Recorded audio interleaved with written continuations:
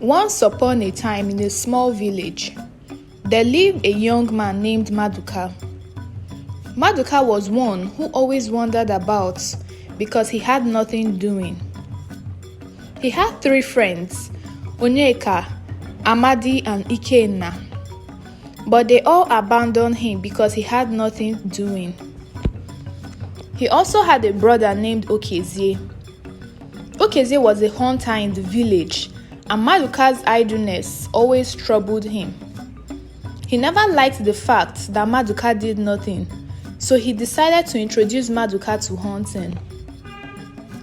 Okezie went out every day with his brother and taught him the skills of hunting, and Maduka learned with so much interest. Few weeks passed, and one day, Maduka came back home with his first game. When his brother Okezie sighted him, he ran to congratulate him. Okezie was very proud of Maduka and encouraged him that with more practice, he would be more perfect. Maduka, still very much excited about his first hunt, went to show his friends his catch. But they all laughed at him, saying that his mates were hunting down big animals while he was hunting birds. He felt really sad and in frustration left them alone. The words of his friends didn't discourage him from working very hard. Instead, it pushed him to put in more effort into his hunts to prove them wrong. Maduka worked so hard, and in no time, he became the biggest and most successful hunter in the village. He was even better than his brother Okezie. He was now so famous and influential across the village. The king of the village also recognized him by awarding a chieftaincy title, and a party was thrown to celebrate him. So many people attended the party to celebrate with him and his brother, but when the party ended, he got a knock at the door, and he was shocked to see his three friends. "What are you people doing here?" he asked them, and they told him that they came to celebrate with him. He was not expecting to see them because he knew they all abandoned him for a very long time, but he was also still happy to see them. He invited them in to eat and drink as there was still so much food left. They all laughed like old times before going back to their homes. Okezie was furious with his brother for welcoming his friends because he knew that they only came to celebrate with him because they heard how successful he had become. He cautioned Maduka and advised him to leave them alone. The next day and every other day, the three friends came to visit Maduka, and almost every day they would hang out at their favorite bar. This went on for months, and one fateful day, Okezie asked his brother to go with him to a wedding ceremony, but Maduka refused, saying that he was supposed to hang out with his friends that evening. Okezie couldn't believe it because his brother for so many months had always gone out with his friends every single day, and just one day he was asking for, Maduka refused. He was so disappointed and went to the occasion alone. This single act made both brothers become cold and distant towards each other. The two once loving brothers, who were always together, grew apart and began doing things separately.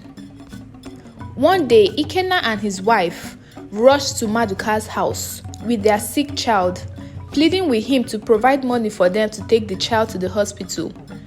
He did so without hesitating. From time to time, even Onyeka and Amadi had asked him for help, and he was willing to lend them a helping hand. He made sure their businesses were more stable and wanted them to be able to provide easily for their families. Seeing his friends happy made him also happy. But one day, while Maduka was sleeping, his friends came as usual to the house to call him so they could go to their favorite bar. Without much thought, he went out and they drank and laughed as usual. It was now time to make payments and go back home. Maduka suddenly realized that he didn't have any money on him. He casually asked one of the friends to pay for their drinks, but they all rejected, saying they wanted to use the money they had on them for something else. Maduka was surprised. All these months they hung out, he was the one who paid for their food and drinks. He never asked any of them to pay for anything. Instead, he always provided for them and their families. But now that he forgot his money at home, they couldn't return a simple favor. He had to plead with the owner of the bar that he would come back to pay the next day. Without hesitating, the owner agreed because he knew that the money was nothing to Maduka. Maduka couldn't sleep when he got home that night. He kept pacing around and thinking about what had happened, but he didn't let it affect his work. He went out and kept hunting till one day he went deep into the forest to hunt, and he saw a big animal hiding behind a tree. He skillfully threw his spear at it, and when he ran to see it, he realized that it was a human being he shot at.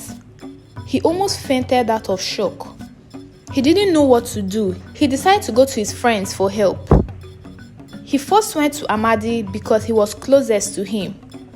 When he explained everything to Amadi chased him out of the house and told him never to come back again in order not to implicate him. He was astonished. He couldn't believe what Amadi said to him. He ran to Onyeka, and Onyeka told him to sort out himself, that he couldn't give him any advice. Maduka was almost losing his mind when he finally went to Ikenna. Before he could even narrate his story completely, Ikenna's wife came out and poured him a bucket of water and told him to leave her house before she reports what had happened to the entire village.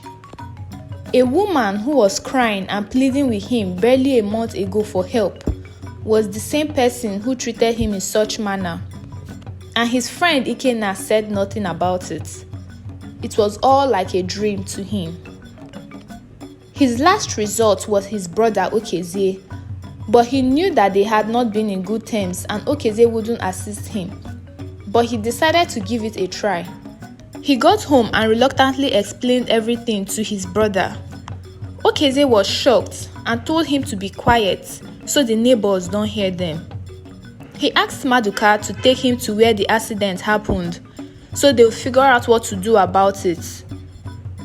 By the time they got there, Okezie could only see an unconscious animal on the ground. He asked his brother where the person was, but all Maduka could do was cry.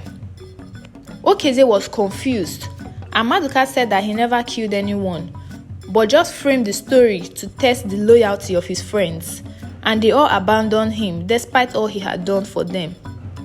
They didn't even care to listen to him. Little did they know that he began doubting their loyalty for him the night they all refused to pay for their drinks. He asked his brother to forgive him for abandoning him and choosing his friends over him. Okezie was surprised and cried tears of joy. He was happy that his brother has finally come back to his senses by seeing his friends for who they really were. They only came to him when they saw he was successful and when they knew they could benefit from him. Maduka and Okezie carried the animal and went back home. When the three friends realized that Maduka was only trying to test them, they tried to convince him that they were all joking with him, but he told them that it was already too late and he never wanted to see them again. They all regretted their actions because they knew they were never going to get any support from Maduka anymore. The lesson to be learned from this story is that family always comes first. Family will always be there for you, and we should learn to prioritize them over others. We should also beware of fake friends who are only there for the good times but never present during the bad times. I hope you enjoyed watching this video. Please don't forget to give it a big thumbs up, comment, subscribe, and turn on your post notification to get notified when next I post a new video. Bye!